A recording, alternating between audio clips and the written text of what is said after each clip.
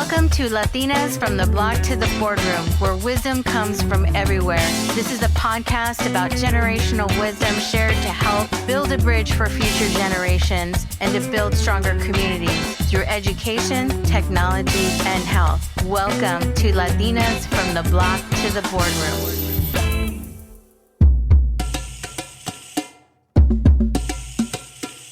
Hola, hola. Welcome to Season 5, gente.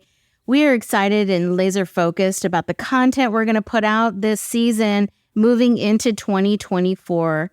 You know, when I started this podcast in the late 2019, I stood by this unshakable truth of using technology with our voices to keep our communities and our stories relevant by raising awareness of the unseen in our communities and to elevate the movements of more women of color into Congress, and also to recognize organizations that are creating unbelievable change the big media just chooses not to follow or to cover.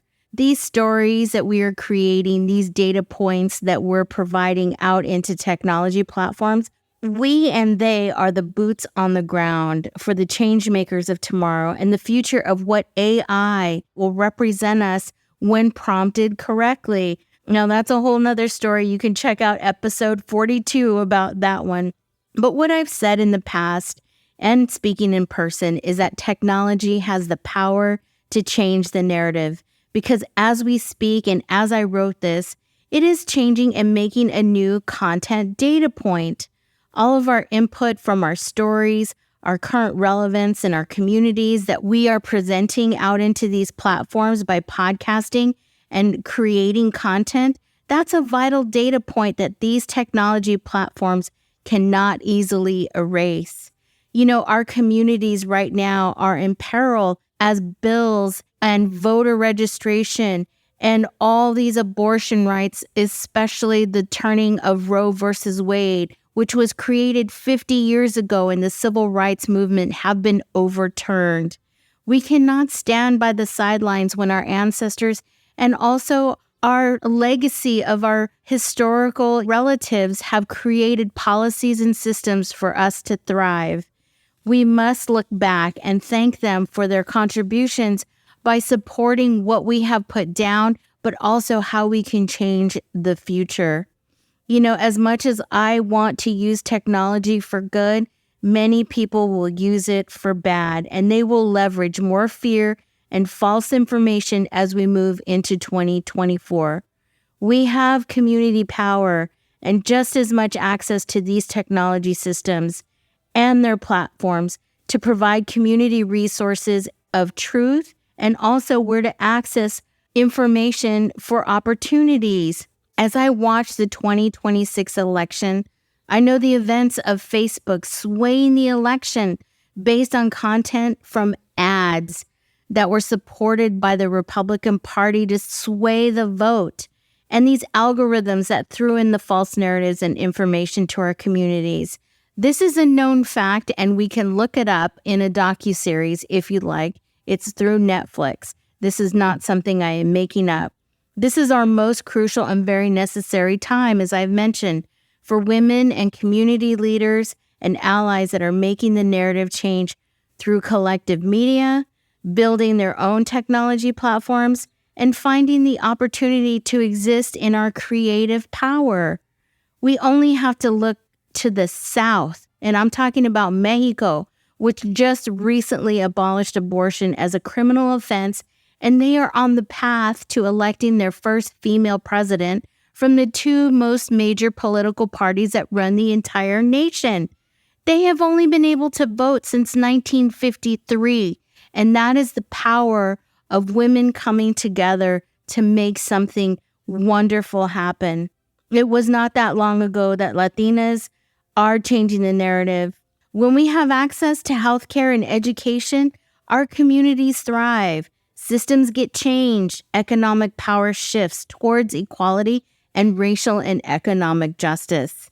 In this upcoming 2024 election, which a lot of the podcasts that I will be hosting in Season 5 will be representing and discussing a lot of the policies and information of how we can stand and be stronger together in that upcoming election, we will use these platforms as a collective voice and resource for us to find the opportunity to make sure that we are safe, because we are the most at risk with policies and bills being created against our communities, and especially women of color.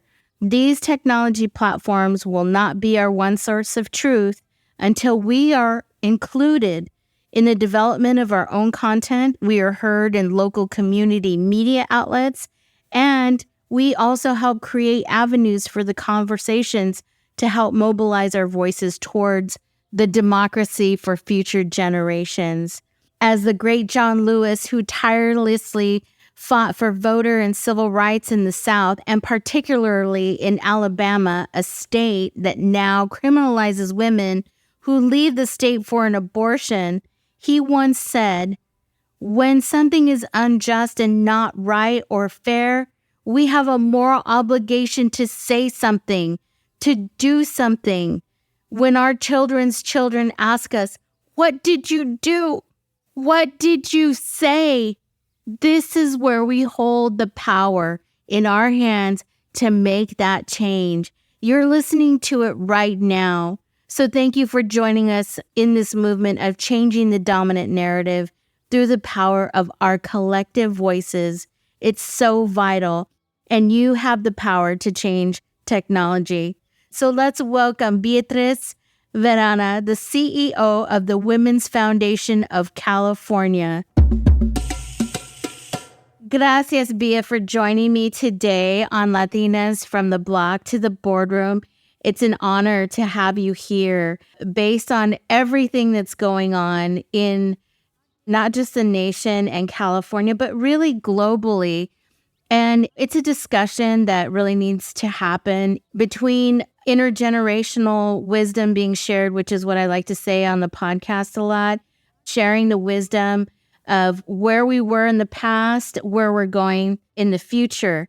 And today, what's going on, and it's imperative that the audience and all of us just take a step back to understand what's really happening to women's rights. And you now just being appointed as the CEO of the Women's Foundation of California, which has a long history of women's rights, gender, racial, and economic justice since 1979.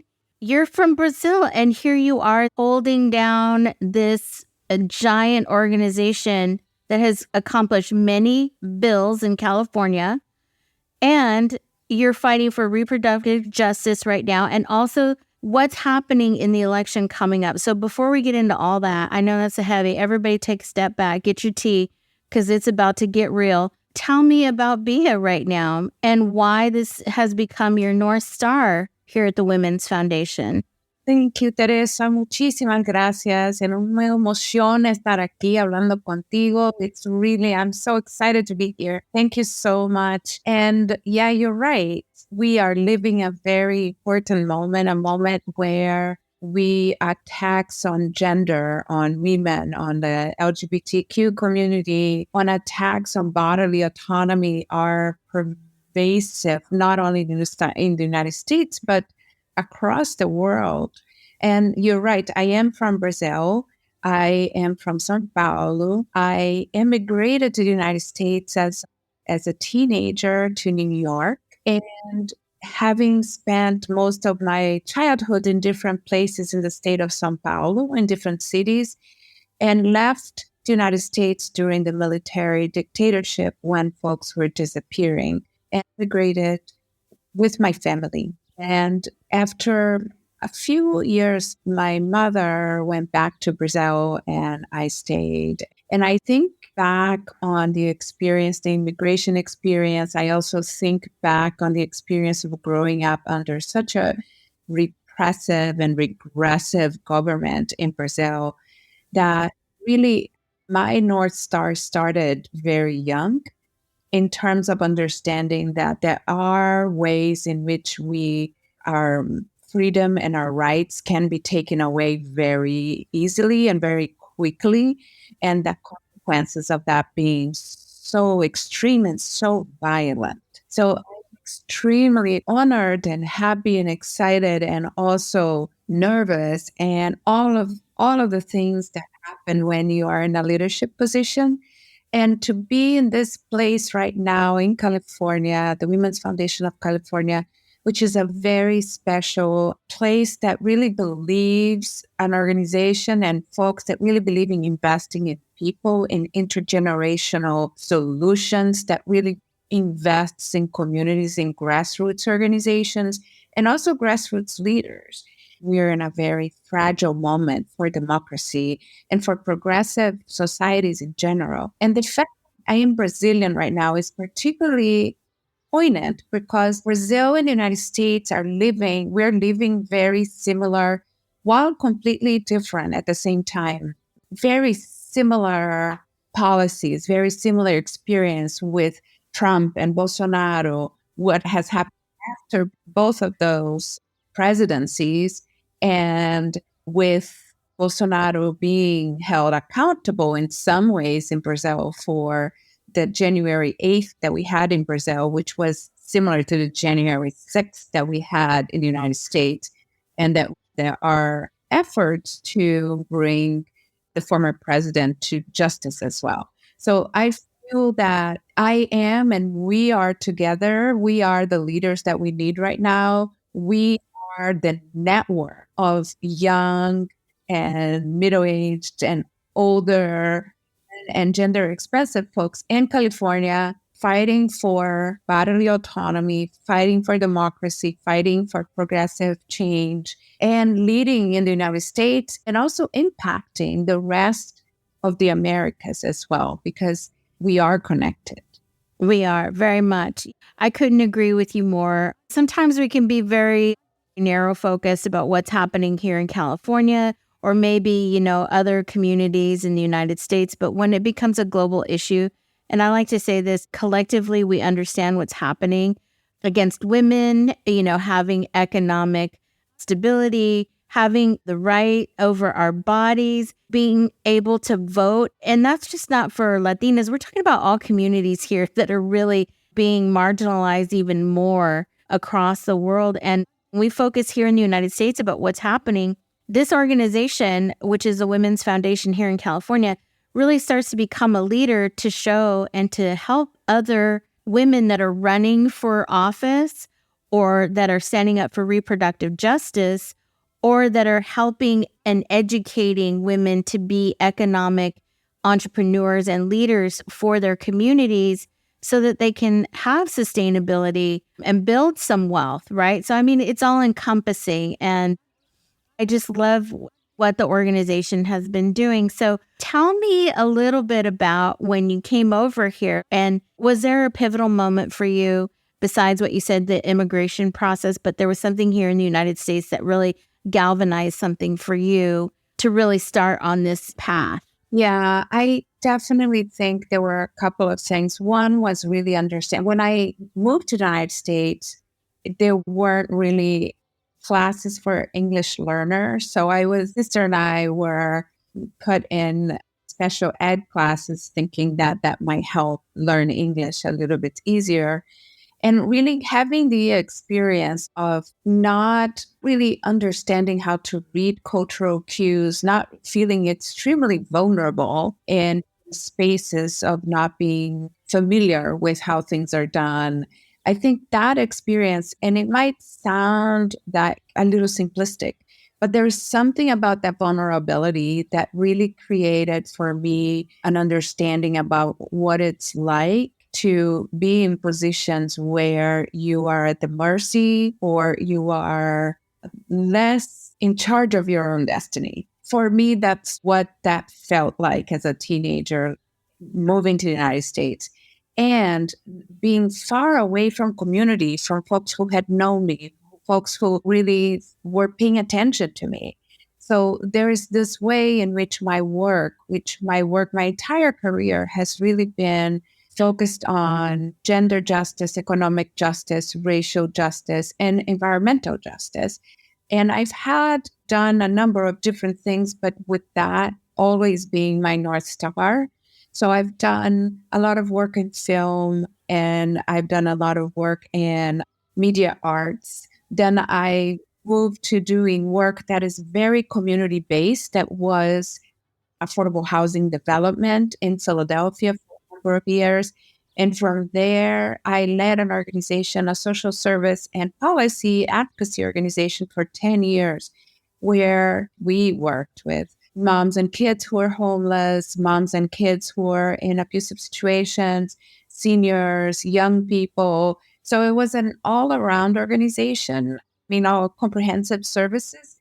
And understanding that for people to be able to fulfill their dreams, whatever they are, to live healthy, productive, and I mean productive in the sense of the life that they want for themselves and their families, and that it takes tremendous community and infrastructure and really movement, because the systems in the United States, and I can only speak really about the United States and Brazil, are really not set up for folks like us.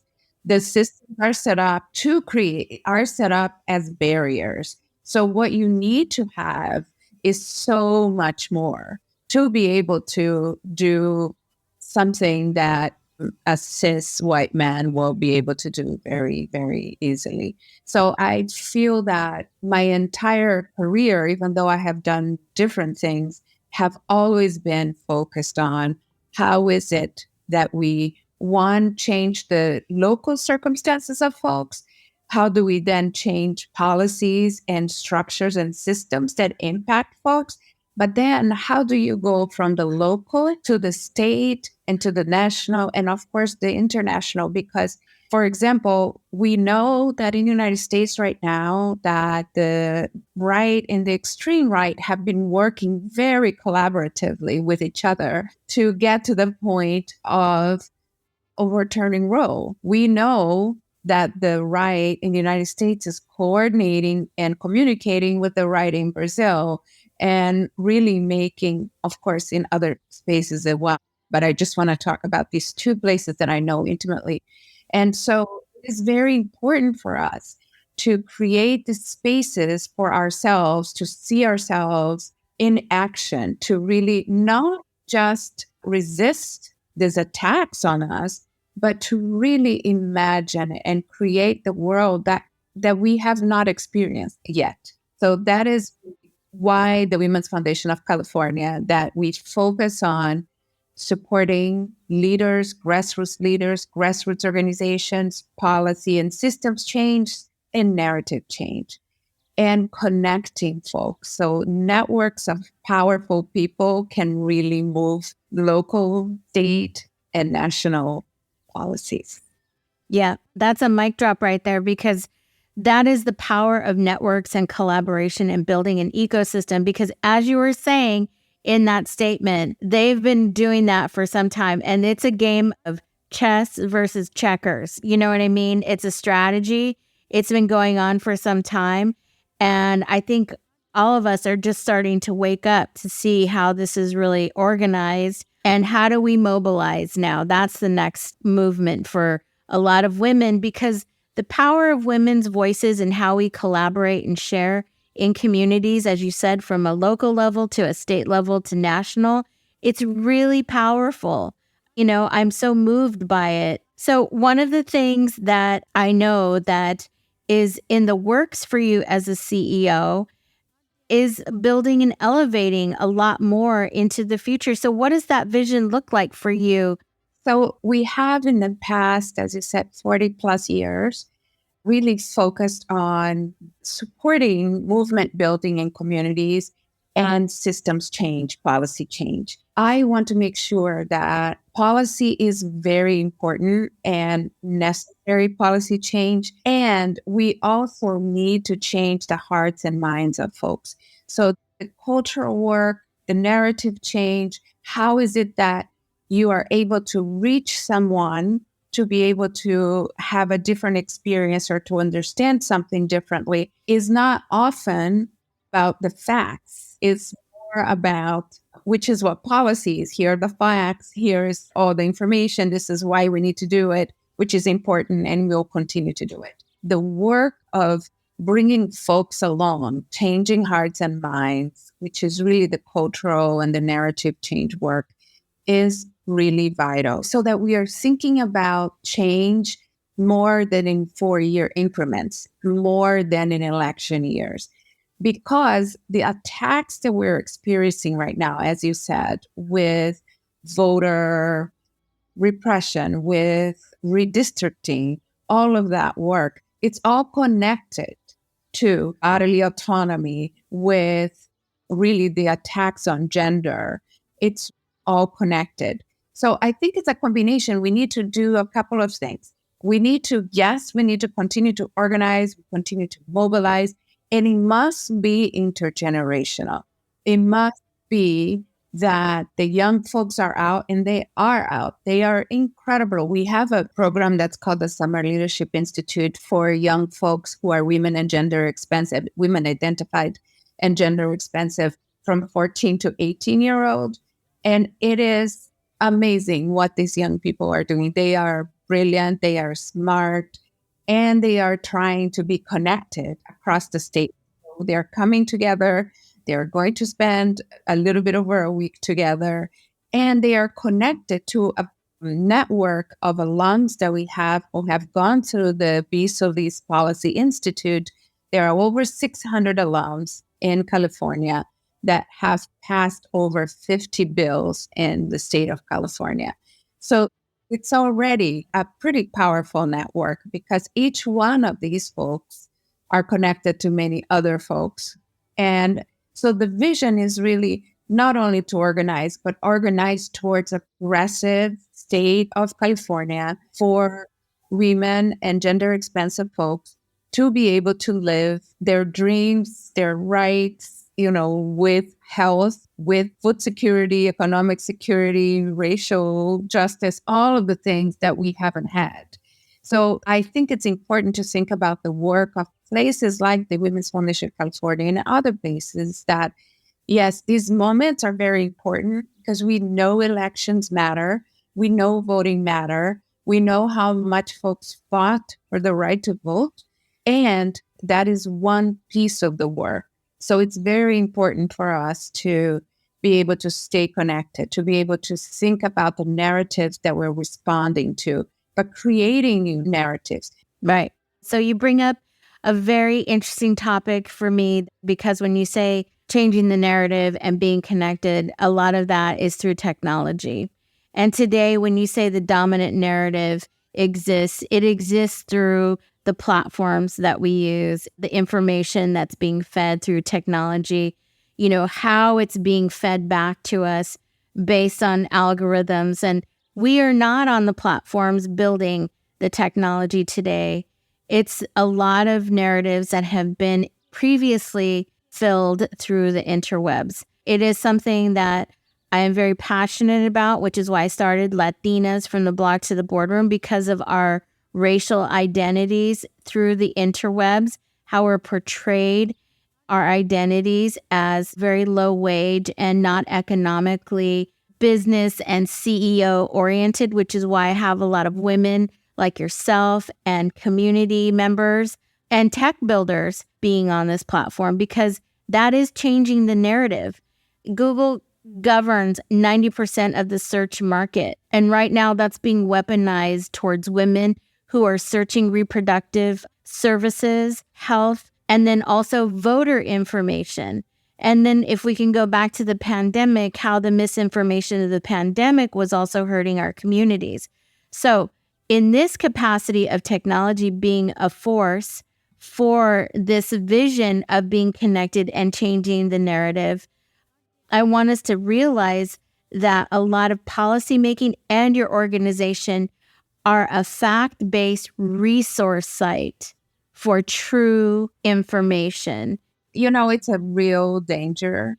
It has been, as you said, for many years, that we have been really trying to have policies that are providing some controls. And we know, for example, that right now Meta is still not protecting folks who are searching for reproductive and abortion care, for reproductive health care. And so it is a very, very dangerous place that we're in.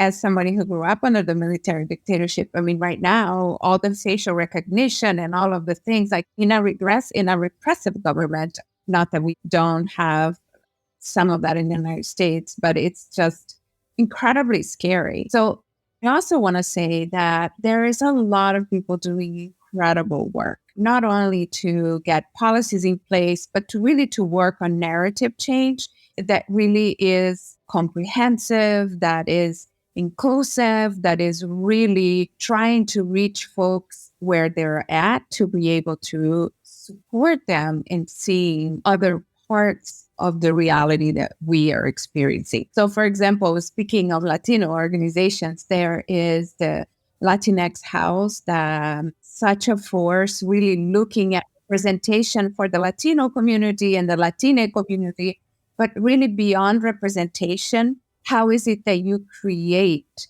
and support creatives and stories? And also, as you said, the distribution. Sometimes it's not so much the development, the creation of content, but then how do you get the content out is extremely difficult, as you said. And then we have the Center for Cultural Power that is also supporting artists in many different disciplines that are creating really not just parts of works that are happening individually, but also as part of campaigns, working in community, creating avenues for folks to enter into conversations that for them might be a bit difficult. So I think that I feel extremely hopeful in that while these attacks are extremely violent and cruel in our community, against our communities, I think it's also an opportunity for us to think, okay, the way we were doing things, for example, we know that the way we were talking about abortion care and reproductive health care was not working. Well, we need to really think about how is it that we are envisioning it? What do we want? How do we get there? What are the stories that are going to help? And we saw that with the fall of Roe, 70+% of the country is in favor of folks having access to reproductive health and abortion care. So it's interesting that the policymakers, the Supreme Court has made a decision that is actually at this point against what the majority of the country wants and thinks is the right of every person who should access reproductive health and abortion care. So I do think that there is a lot of opportunity for us. I think that we are also in a very fragile moment. So we thought 2020 was an important election. 2024 is an extremely important election because in the United States, Trump or others like Trump, or in Brazil with Bolsonaro, they are representation of something. They are just one person, but without them, all of this movement attacking gender is still present. So we need to continue to work. We need to continue to organize. We have to continue to dream of ways that we can achieve the lives that we want for ourselves and for our families and for our communities and really for the nation. Right. It's all about safety too, because that is how it builds, is the fear mongering. And we're not saying this is about fear. This is about taking action and ownership of what you want and how to be motivated and activated. You can't change what's happening right now with the diversity that's happening across the nation. It's just a part of, beautiful thing. And we need to keep it that way. So many people want to come here. I just came from abroad, and when they find out we're from America, they're like, oh, I want to go to America. And I'm like, I asked them, I'm like, why do you want to go to America? Like to visit, like they want to come to visit. And you know what, it's interesting to me when we're talking about creatives, Bea, and this is another podcast that's going to come out anyway. It's not here, but they always say, oh, I want to go to Los Angeles, Hollywood. They want, because of movies, right? Because of movies. And then also like technology, they're just fascinated. But California is the destination, you know what I mean, that they want to come to. Because I think it's like, this beautiful music, magical, like movie plays. And I'm like, okay. I think it's a combination of things, right? One is that the United States, it's such a huge cultural power, imperial cultural power in the rest of the world. So I see the influence of American TV and all over the world in Latin America for sure. And then the other thing that is interesting, being an immigrant and watching what's happening in Europe, and of course, what's happening in Texas with her doing all the violent things he's doing against the migrants. It's really astonishing to me that the other relationship with climate and environmental change, and we really are still living the consequences of, especially in the Americas, the economies that were based on slavery, the economies are based on colonization, the economies that are based on the force of the United States in Latin America. And the narrative about why people need to change space to be able to even be safe are incredibly phobic. And without this movement for migration, we also don't have and don't get the kind of vibrant and beautiful society that we all experience in the United States, in California, for example.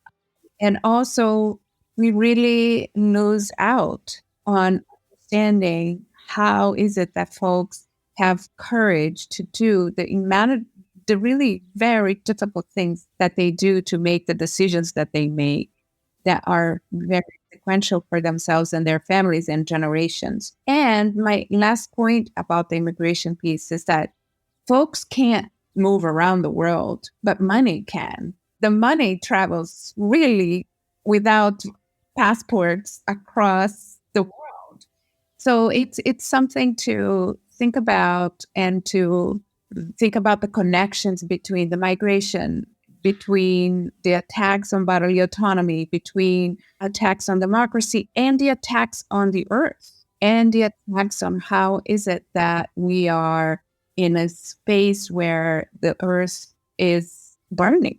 Yeah, it's a real thing. And again, when I come back to the narrative today and what you just mentioned, it is powerful that people want to erase how this country was built. A lot of people know in other countries, obviously, what has happened here, and the fact that they just think we're nuts, and we are, because what's happening. But at the same time, it's also affecting, like you say, other global nations. They're trying to replicate that to keep the power of the people, which is the majority of working class and communities, down.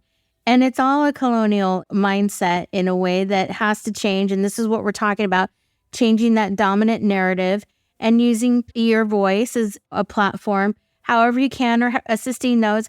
Everybody wants to do what they want to do, and that's totally fine. But what's happening right now is we've gone back 50 years. And that's why we're having this conversation today. And Bia is here to talk about her new vision for the Women's Foundation, which has been in service for over 40 years. And I know she hasn't been there that long. I don't know, you've been there for some time. But you understand these challenges, being an immigrant, coming here and seeing the narrative and being a force to enable more young leaders and policymakers to help change this narrative. So I really love that. And Bia, before, I know we're going to close out here shortly, but I want to ask you right now, being a creator and all these things, right? I mean, we'll talk about your bio in the show notes and everything, and you've done podcasting too. I just want to say that she has been a podcaster. She did a series, and I think she won an award for it. Goals, everybody, goals, podcaster goals. Yeah, I have a podcast that is on our website. It's called Kiskadi. And it was really conversations with folks who you would not hear their stories very much, because, this is to elevate, to amplify voices of folks who are powerful, powerful people in California and who are not as known, but who are doing incredible work. So Kiskadee is actually the name of a bird that is throughout the Americas, including the United States. It's a gender nonconforming bird because the male identified bird takes care of the little chickies, the little birdie. The other thing that's really interesting about it is that it's a tiny, tiny bird, but it has a humongous voice.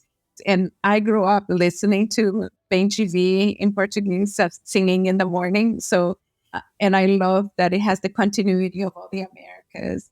But the other thing I was going to say is that for folks who are looking for opportunities, because I know that folks are looking for opportunities to connect, to age, to think about their power in this moment and moving forward. So I would say to you, if you're interested, reach out to us at the Women's Foundation of California. Go to our website. We support so many fabulous, beautiful, powerful organizations across the state who are doing all of this work to really bring communities together, to organize communities, to make sure that folks' rights are not being trampled on. To, if you're interested in learning about policy, apply to our Policy Institute. If you're a young person and you're interested in leadership development, come to our website. We have a program for you. We are one of these unique organizations where we are operating public foundation, which means that we have own programs. We also are a grant maker, and we organize philanthropy to be able to continue, but to increase support for the communities that we really care about deeply. And I think that it's really an important time to think about how is it that you are showing up? Not in the sense of saying, no, everybody has to show up in the same way. That is not that. It's a moment of reflection. It's a moment of thinking, what is the world? What is the life that I want for myself, for my family, for my community? And what part can I bring? And what part can I learn from community too? So I think there's so much opportunity. They're really wonderful. California is an incredibly rich state in terms of movement building organizations. Now, as you said, even the mainstream Hollywood, but narrative change work and resources to be able to mobilize and do the work that we want to do. I am very proud of our work. I am very honored to have been selected as the CEO after Serena Khan, who's leaving after 9 years, but has been there for many more years than that. And I've been there for 5 years. So I was there. I was the head of the programs and then became a strategist for the foundation and now the CEO. So I'm very, very honored.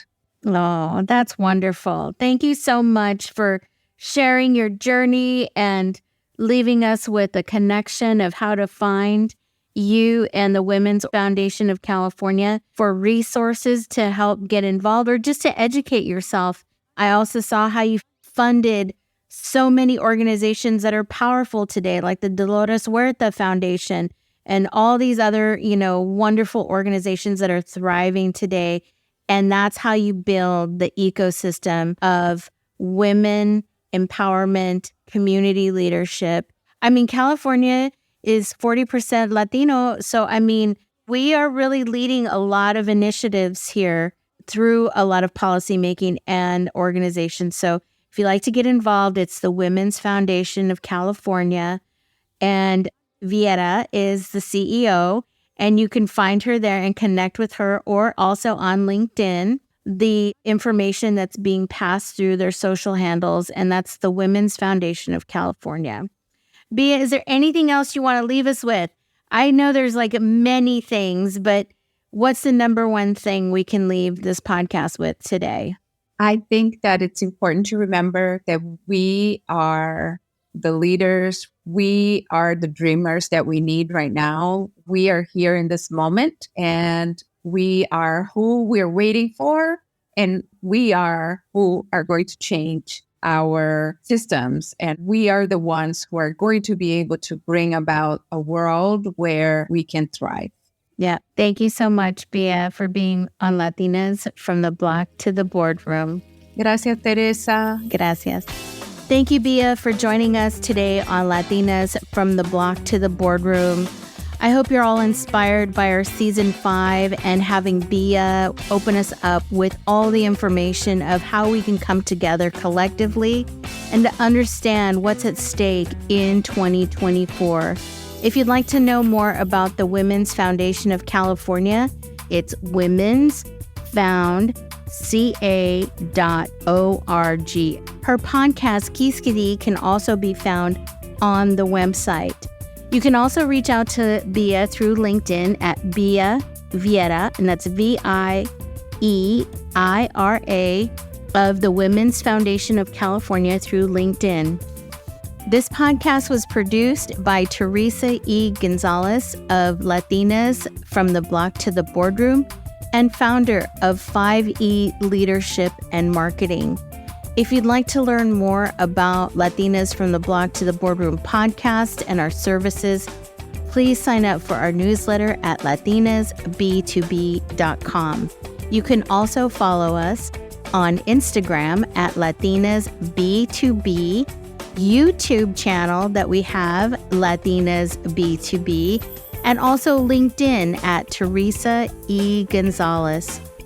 This podcast was also audio engineered and sound designed by Robert Lopez of Crates Audio. Gracias, mi gente.